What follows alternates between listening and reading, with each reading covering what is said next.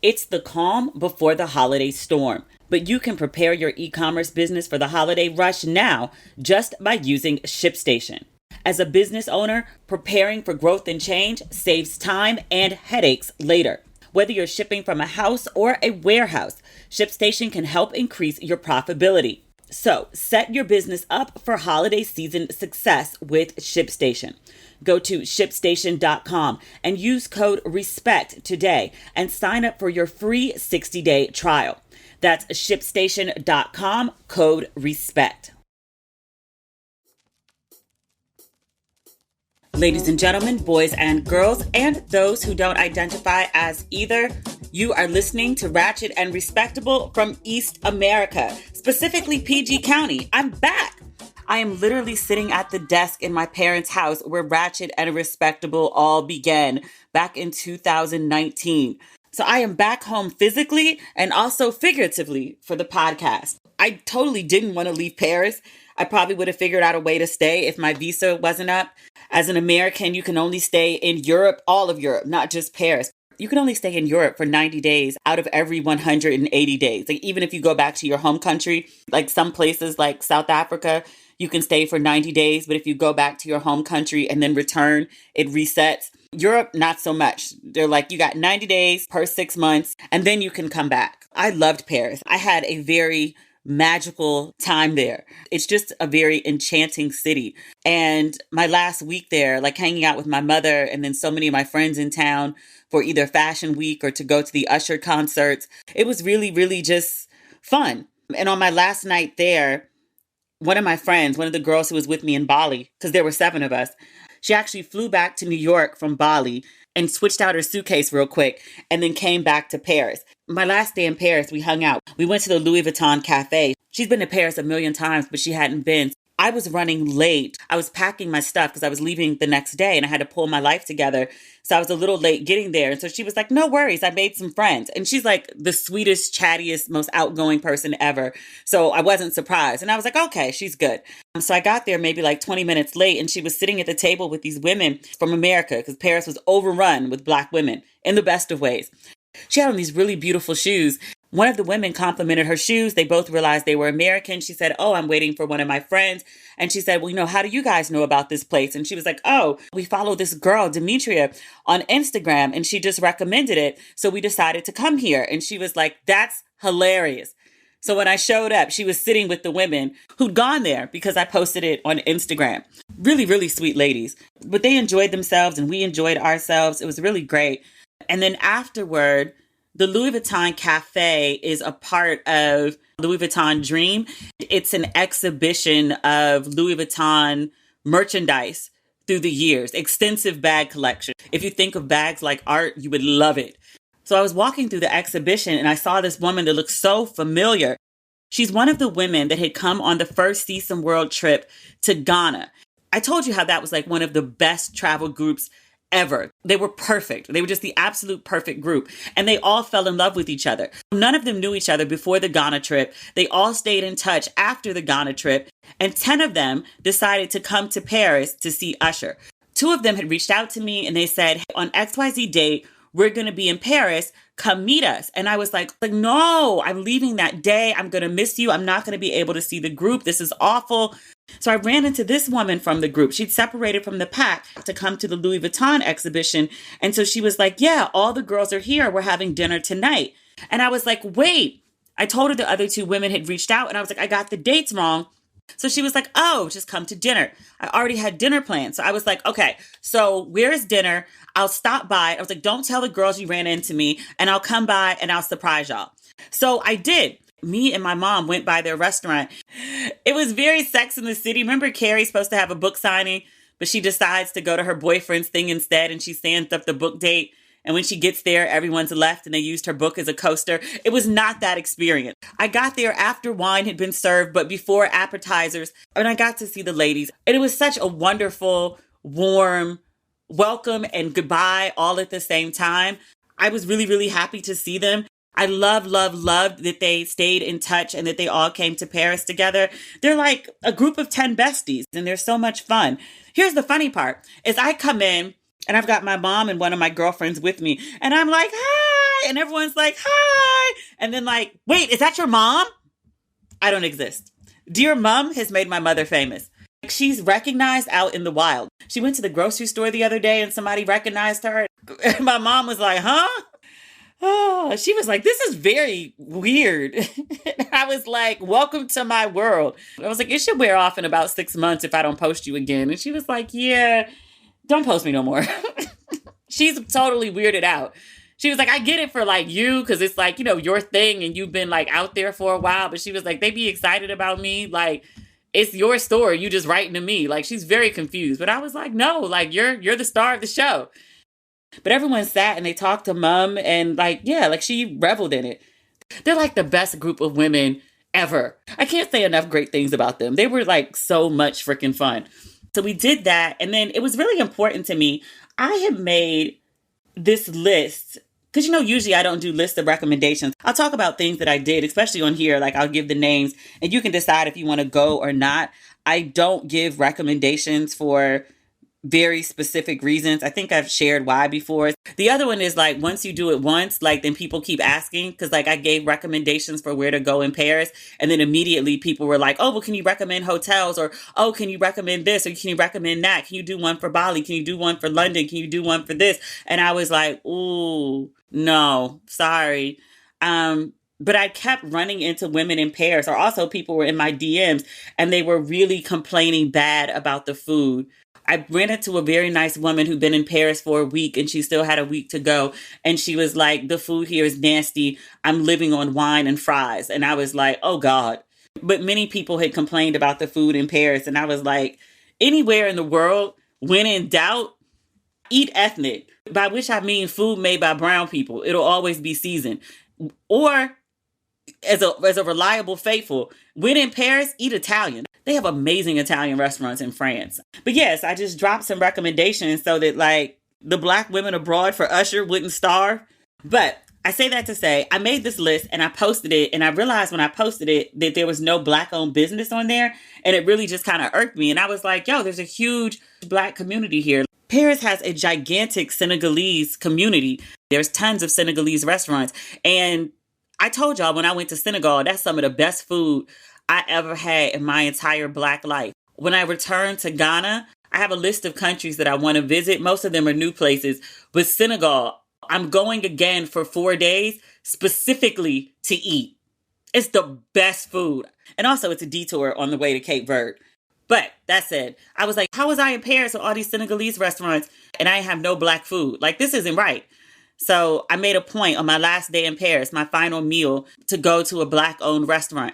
Because I went to see the ladies first, I missed the reservation for 10:15. We get there at like 10:45, and it was 3 of us with another woman on the way.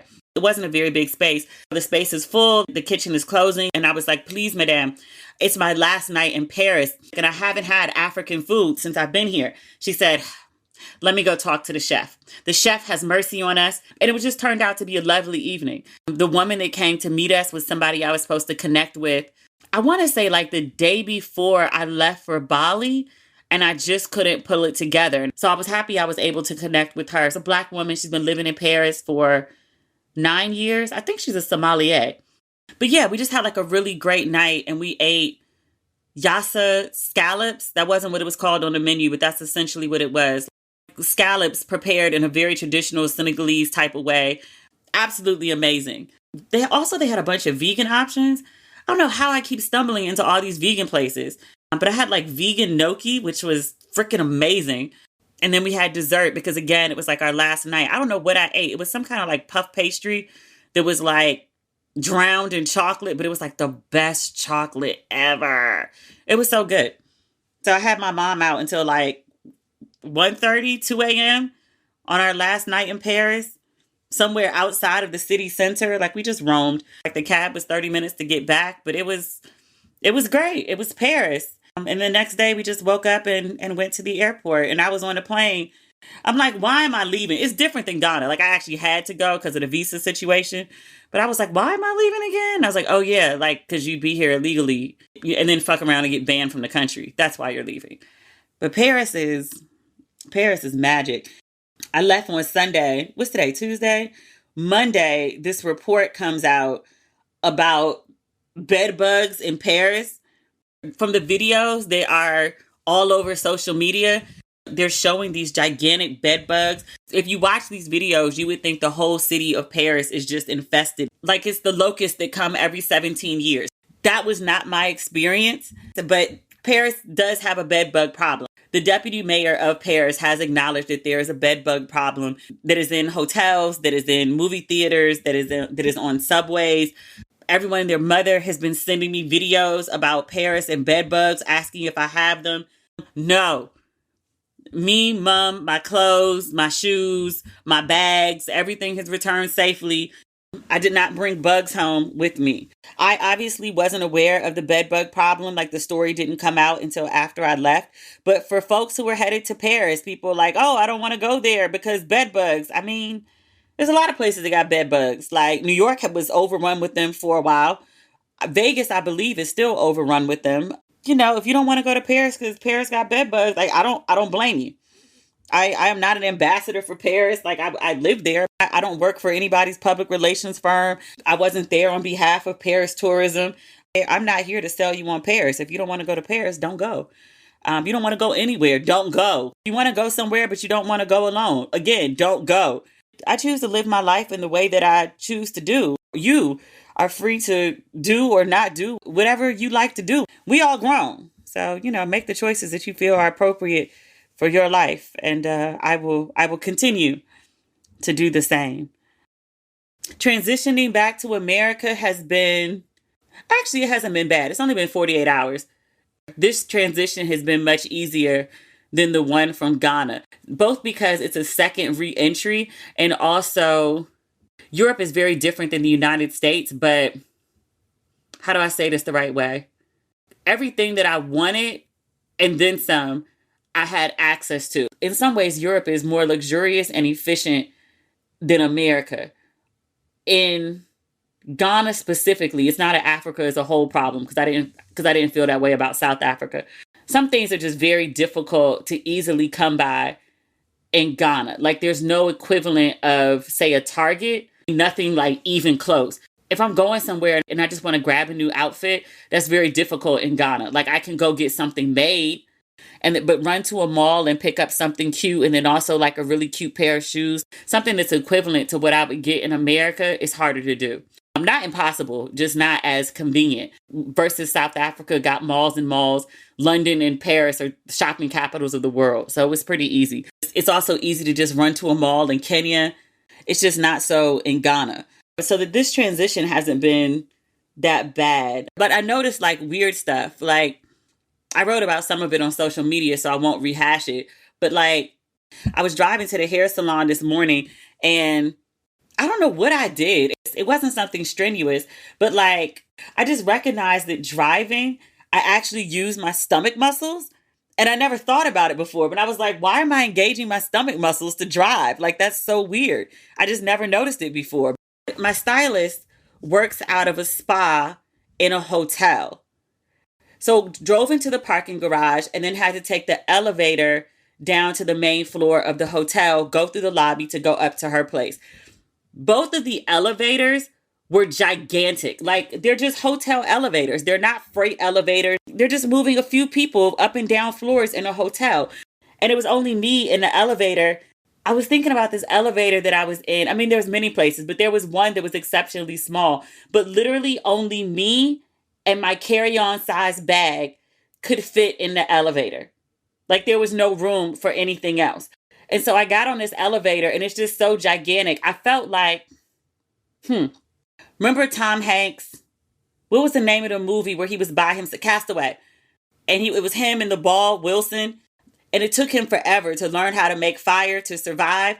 So after he gets rescued and somehow he ends up with the lighter and he's just sitting there like flicking the lighter, like just amazed at like how much work he had to do to learn how to make fire. And then here it is just contained in this little bottle and you just like flick a switch and there it is. And that's kind of how I felt like on the elevator. It's just like something that was just so, I don't know, space. There's just all this damn space. This show is sponsored by BetterHelp. Do you ever feel like your brain is getting in its own way? Like you know what you should do and what's good for you, but you just can't do it? Like, have you ever wanted to live in a different place or start your own business or switch careers? Therapy helps you figure out what's holding you back so you can work for yourself instead of against yourself. If you listen to this podcast, you know that I am a huge advocate for therapy. It's not just for people in crisis, it's for everyone, especially the people that think they don't need it. They often need it the most. If you're thinking of starting therapy, give BetterHelp a try. It's entirely online, designed to be convenient, flexible, and suited to your schedule. Just fill out a brief questionnaire to get matched with a licensed therapist and switch therapists anytime for no additional charge. I love how easy BetterHelp makes it to access professional help.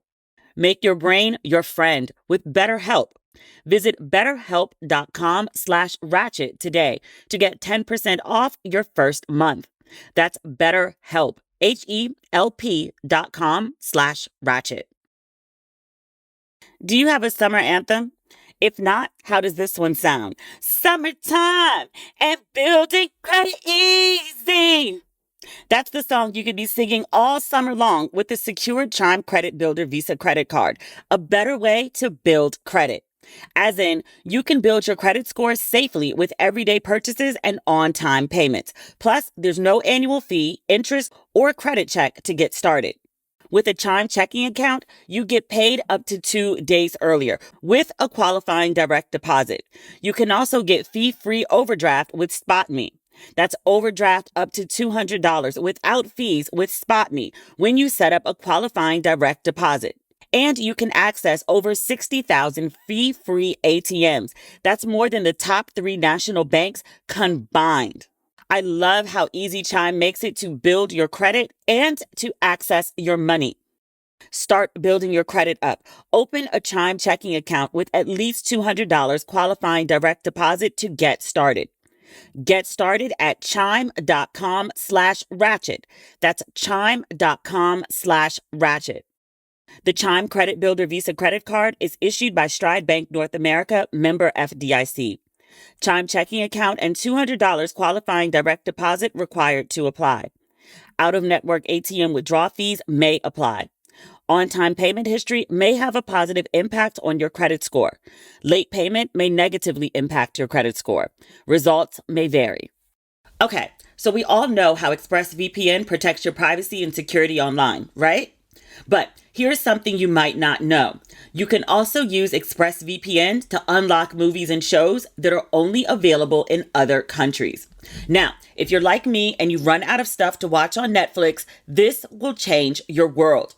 This whole week, I've been using ExpressVPN to binge The Office on UK Netflix. It's so simple to do. I just fire up the ExpressVPN app, change my location to the UK, refresh Netflix, and that's it. See, ExpressVPN lets you control where you want sites to think you're located. You can choose from almost 100 different countries. So just think about all the Netflix libraries you can go through. Love Korean dramas? Use ExpressVPN to watch Parasite off South Korean Netflix. But it's not just Netflix. ExpressVPN works with any streaming service, Hulu, BBC iPlayer, YouTube, you name it. There are hundreds of VPNs out there, but the reason I use ExpressVPN to watch shows is because it's ridiculously fast. There's never any buffing or lag, and you can stream in HD, no problem. ExpressVPN also works on all your devices, phones, media consoles, smart TVs, and more, so you can watch what you want on the go or on the big screen. So, if you want to get access to hundreds of new shows, use my link right now, expressvpn.com/ratchet, and you can get an extra 3 months of ExpressVPN for free. That's expressvpn.com/ratchet, expressvpn.com/ratchet to learn more. Fall can be a hectic time when taking care of yourself keeps, falling to the bottom of your list. You can eat to help beat burnout with Sakara's plant-rich organic nutrition programs. Their seasonal meals are delivered to your door ready to eat and nutritionally designed to optimize digestive and metabolic health. Plus, they're delicious. Don't want to sacrifice breakfast to get the kids to school? Looking to upgrade your tired desk lunch? Too wiped after work to cook dinner every night? Shakara's chef-crafted 200 plus meals have you covered. If you're not sure where to start, Sakara's got you covered for that too. Sakara's all-new science-backed quiz helps you discover which of their plant-rich nutrition programs and wellness products are right for you. In less than 5 minutes, the easy quiz takes the guesswork out of reaching your wellness goals, from enhanced digestive health and metabolic efficiency to increased mental and physical performance. Now is the time to look and feel the way you've always wanted. Just go to sakara.com/pages/sakara-quiz. And my favorite thing about Sakara, I love the health of everything, but I also love the taste. I know you're ready to give Sakara a try. So that's Sakara, sakara.com/ratchet for 20% off your first order. Sakara.com/ratchet. Feel it for yourself. It's the calm before the holiday storm, but you can prepare your e-commerce business for the holiday rush now just by using ShipStation. As a business owner, preparing for growth and change saves time and headaches later. Whether you're shipping from a house or a warehouse, ShipStation can help increase your profitability. It's incredibly easy to use. I've been using ShipStation for years. Now is the time to give it a try if you've been on the fence. With ShipStation, you get discounts of up to 84% off USPS and UPS rates. Also, over 130,000 companies, including my own, have grown their e-commerce businesses with ShipStation. And 98% of companies that stick with ShipStation for a year become customers for life. So set your business up for holiday season success with ShipStation. Go to ShipStation.com and use code RESPECT today and sign up for your free 60-day trial. That's ShipStation.com, code RESPECT. The first thing I did yesterday when I went to run errands, even before I went to Target, I went to Dunkin' Donuts and I got a large iced coffee. I used to go to cafes in Paris and I would have to order 2 cappuccinos because one cappuccino is like, I don't know, like a fourth of what they serve here. So I would get 2 just to actually get my coffee fix. Versus here, I bought this 16 ounces of coffee. It's good to be home in the weirdest of ways. I still haven't been to the movies yet. If I wasn't meeting friends tonight, I would probably go. I'm going to see The Equalizer. I need to go to a proper AMC. I need to sit in a big ass theater with a gigantic ass screen with a big ass recliner that's made for a giant. And I need to eat a tub of buttered popcorn. They don't have buttered popcorn overseas. They have sweet and they have salty. So I was like, so diabetes or high blood pressure? Okay. Let's not make fun of my cholesterol with all this goddamn butter. That's not the point. I haven't had butter popcorn in 15 months. Last time I came home, I forgot to eat it. But my ass is going to see The Equalizer. I mean, it's Denzel. It's not like I'll truly be suffering. I just want to go to the movie theater and eat a big ass tub of popcorn, fully recognizing that I will probably throw it all up afterward because my body does not adjust to American food. I don't know what the fuck we put in our food over here. It can't be healthy. I can taste the extra salt and the grease and everything. It tastes good going down, but if I eat, I can't be far from a bathroom for the next 20 minutes. Make of that what you will. Oh, also, my services are coming along. Thank you very much, so many people, for the recommendations. I just mentioned earlier that I went to a salon. I have a proper haircut. I thought I was getting a trim, but I haven't had one of those since before I left to go to Ghana last August because my hair was in braids when I came back last time. So I didn't go to the salon. So she straightened my hair and was like, okay, sis, so this is what we're going to have to do. And I told her, just go on and do it. And I was like, I don't want to have length with raggedy ends. But she did take off a significant chunk. I still got a ton of hair, but I left the salon with it blown out. She just put it up in a ponytail and I came home and wet it and twisted it out. But I'm looking at these twists. I got these Miss Sealy twists in right now and my hair just looks so short. So short. And I'm just like, oh my God, I'm bald. My mother was like, I'm not entertaining you with this. Stop talking to me. I mean, it's a good cut. It's a really good cut. She showed me the before and after. It was necessary. It needed to be done. My ends looked crazy. Also, the sun has been bleaching my hair. The ends of my hair were like straight up brown, which is very weird because I dyed it jet black. Like I used store-bought jet black so it would stay black. And then somehow it went back to brown. At some point, I'm going to have to go to another salon. One of my really good friends, actually went to third grade with her, is also a hairdresser here. She doesn't specialize in natural hair though, but she does specialize in color. And I mean, I know it's just black, but I'd rather have her do professional black as opposed to store-bought box dye black. I also, in full transparency, need to cover some grays. It's not a lot. It's just like 5 or 6 strands on like the right side of my head, but I want them gone. It's either that or I pluck them out one by one. But I was like, no, let's just go ahead and get a uniform color of the hair. She might be able to do black and give it some texture. I want all black hair. I don't want black and gray or even black in this, the brown that still remains. She cut most of it out, but there's still some there. But no, I'm good. Like I have a chiropractor. I'm getting my teeth cleaned at like 7 a.m. tomorrow morning. I'm waxing next week. I have lashes tomorrow. I got my nails done yesterday. Yeah, so re-entry. There's not a lot of big news this week. Beyonce has ended Renaissance. I read it was 57 tour dates.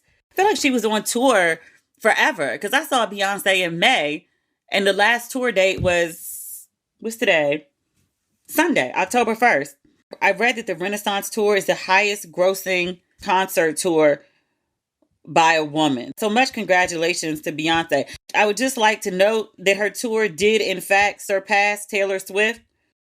Billboard estimates that the Renaissance World Tour will gross about $560 million and rank amongst the highest grossing tours of all time. Not just by a woman, but by everybody.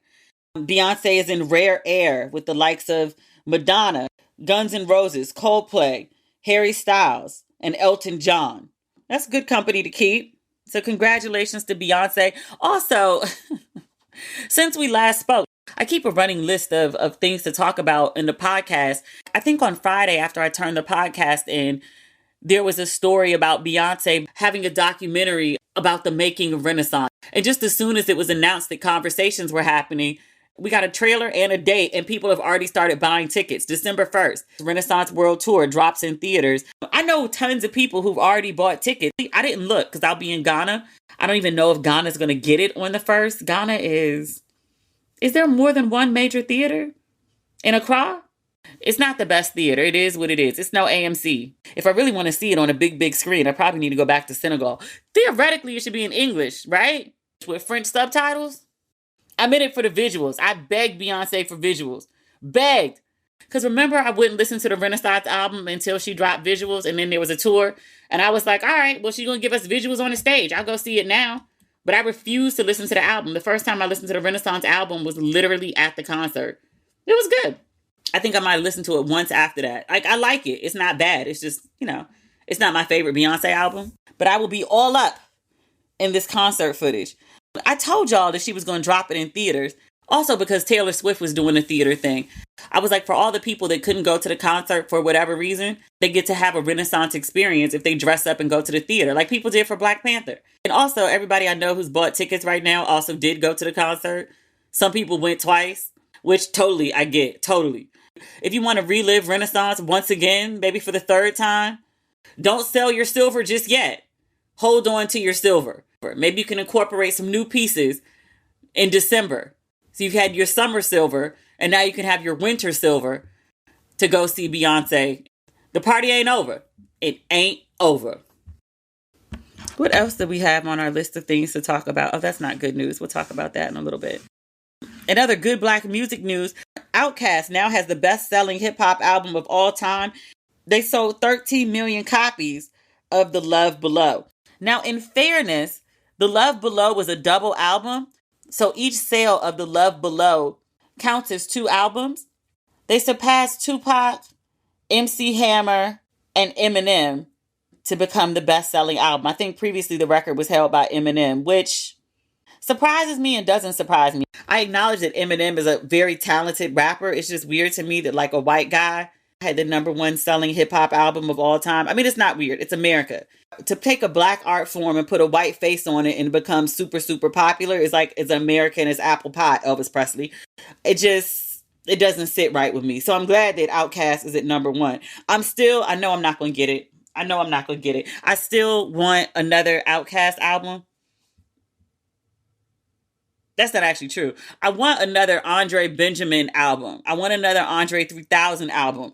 If in order to get multiple verses by Andre Benjamin, it is required that we do a full OutKast album, I'm not mad at Big Boy. I like Big Boy. He's very talented, but I'm really in it for the Andre. It is what it is. I like Big Boy. Speaker Box was great. Speaker Box had a bunch of hits, but I'm in it for the Andre. Harvard has its first black woman president. Let me look that up again. No, it's the first black president. I thought it was the first black woman, but no. I'm reading this on CNN. Her name is Claudine Gay. She's the first black person and the second woman to lead the university. CNN notes that Gay is the 30th president since Harvard University's founding in 1640. So they've been around since 1640, and this is the first black president in the year of our Lord 2023, and only the second woman.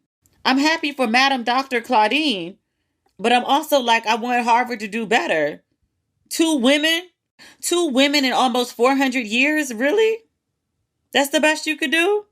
I guess they really wasn't letting women in, though, for the first 300 years. But still, first black person, second woman. It's goodish black news. And not so good news. This is going to come out wrong, and I'm going to say it anyway. Jackie O, she's a media personality. She had 3 young children. She died a few months ago, back in May, from complications due to cosmetic surgery. Last week, September 29th, I'm reading this on People magazine. It says on Friday, a representative from the Miami-Dade Medical Examiner's Office confirmed to People that the former MTV personality died from complications from cosmetic surgery. Did we not know this 4 months ago? I'm not trying to be funny, but like, she had cosmetic surgery and she died shortly thereafter. Everyone put together that she died from cosmetic surgery. Like, quote unquote, confirming 4 months later how she died when we all knew how she died just struck me as a weird story. But I guess maybe the weirdest part of all of it, her cause of death has been ruled an accident. This is according to the Miami Police Department. They confirmed it to People magazine, and there will not be a criminal investigation into her death. She just died, and that's it? Like, no one's responsible? And she was 31. I mean, I don't know her body or her ailments. Like, I'm certainly not a doctor. I don't even want to take guesses at that. But I was like, there's no one's held accountable for it. I mean, I don't think it was murder. I guess the police aren't holding anybody accountable. So it's not like a situation of malpractice or the doctor did something negligent. I guess it's just you take a risk when you do cosmetic surgery. I mean, it is major surgery. People talk about BBLs and tummy tuck like it's the equivalent of Botox, and it's not. Actually, BBLs, I read, are one of the most dangerous surgeries that you can do. And yet, people be having them left and right. My prayers and sympathy, which just doesn't seem like enough, but it's all I got. My prayers and sympathy absolutely go out to Jackie O's family, her 3 children, but anybody, her family, her friends, people who cared about her, knew her, followed her. That's such a tragedy. I think we put a lot of pressure on women we put a lot of pressure on women to look a certain way before children, after children, whatever, but just in general. And then when people, by any means necessary, I think cutting up your body counts as by any means necessary, but when you want to achieve, the reigning beauty standard, when you want to be perceived as beautiful, whether it's for other people or for yourself, whatever reason. And let's also not act like beauty isn't capital, power, commerce in our culture. So you set these beauty standards and then people, sometimes do harmful things trying to achieve them. And then people blame them for trying to be beautiful. Like you make beauty a currency and then be mad at people for trying to achieve it. Call them vain. I'm like, what? And that's not just America, that's everybody. It might not be the same beauty standard in other places, but everywhere has them. That's just a really sad story. A mother of 3, like I think about the kids, but also just her. I was reading something the other day, how people tend to talk about women in relation to who all is invested in the woman's service, in the woman's labor. When something happens, it's always, oh, it was someone's girlfriend, it was someone's mother, it was someone. Full stop. And she happened to have a partner, and she happened to have children, and she happened to have nieces and nephews and friends and blah, blah, blah. But like, she's more than just someone's partner, someone's mom, someone's whatever. She is someone, period, full stop. And in addition to being someone, she is also additionally, she is also other things. And last but not least, and I'm not reading this list in any particular order. This isn't like an anchor story. There really isn't one this week. I know some people wanted me to talk about Ebony Williams' commentary from last week or the week before even. Ebony K. Williams' commentary about college age women seeking husbands. And in last week's episode, I actually did a whole 30-minute rant about it that I edited out of the episode. I'm just not using my platform to indulge in that nonsense. I said what I had to say on social media. This is a conversation that's been going on. I pinned it back to the first issue of Essence, which was 1970. My mother, who was alive at the time, was like, no, it predates that. The what to do with these single women issue is for sexism, what to do with the blacks is for American racism. It's so ingrained in the culture, it's never going anywhere. It doesn't even matter that statistically there are more unmarried black men than there are unmarried black women. No one seems to be concerned with the unmarried state of black men. It's just, why won't the women's get married? It's not even about the marriage rates. It's about control of women, and I'm not indulging that. So the final topic for this episode, Jodie Turner-Smith and her husband Joshua Jackson split. I think they were coming up on 4 years of marriage. They have a child together. This story was everywhere. And I was like, I mean, I know who she is. What is the movie Queen? Because I watched Queen and Slim. She's a fine actress. She's a gorgeous woman. Like People magazine, but then all the other magazines. And then people were sharing this story as if she was like Hollywood A-list. And I was like, I mean, she's cool. And she's gorgeous. Again, like I would love to see more work from her, but I'm like, I really only know her for this one film. Like, why is this such a big news story? Is he a big actor? Like, neither one of them really fall high on my radar, but people were really like shaken up about their like divorce. Like, oh, I was rooting for them. They were one of my favorite couples. I can't believe this is happening. And I was like, I mean, it's not like, the Obamas. Like, you tell me Angela Bassett and Courtney B. Vance going their separate ways, I might hit the floor. Like, oh my God, does love even exist anymore? Do any marriages last? Like, I would fall out. But I was like, Jodie and Joshua? I don't like to hear about a divorce. Like, it's a very awful time in people's lives. I've said it plenty of times. I wouldn't wish it on anyone. But like, people are really falling out. And I was like, am I missing something? I mean, it's sweet that people care. That's really sweet. And I'm not even being sarcastic. I'm genuinely saying it's sweet that people are invested. People were rooting for them. People cared. But I'm also like, who are these people? Maybe I'm in a bubble. It won't be the first time. All right. That's the episode. We'll be back on Friday. Next week is a little iffy. I may go up to New York. And if I go up there, I'm not taking my laptop because I'm not going to focus. I'm going to be running the streets. That's what I'll be doing. New York is expensive as hell right now. The hotel that I usually stay at is like $800 a night. And I was like, go fuck yourselves. And then I was scrolling looking for other hotels. The Brooklyn Marriott, which I would not stay in. But the Brooklyn Marriott is $1,500 a night. And I was like, are you kidding me? Are you kidding me? The one hotel in Brooklyn is like $600. And I was like, if I had an option to stay at the Brooklyn Marriott versus the one hotel, you think I would choose $1,500 at the Brooklyn Marriott? I could literally go stay at a hotel in Central Park, which is traditionally the most expensive hotels in the city. I could go stay at the Equinox Hotel, cheaper than I could stay at the freaking Brooklyn Marriott. I was like, are you on drugs? Is it meth? Is it the fake weed that's turning people into zombies? Like, what the fuck? Why is New York so expensive? Folks were like, oh, because they outlawed Airbnb and so people don't have a choice anymore. Because I was trying to figure out, I was like, is something going on this weekend? Like, is it the New York Marathon? Is there something at the UN? No, there wasn't a thing.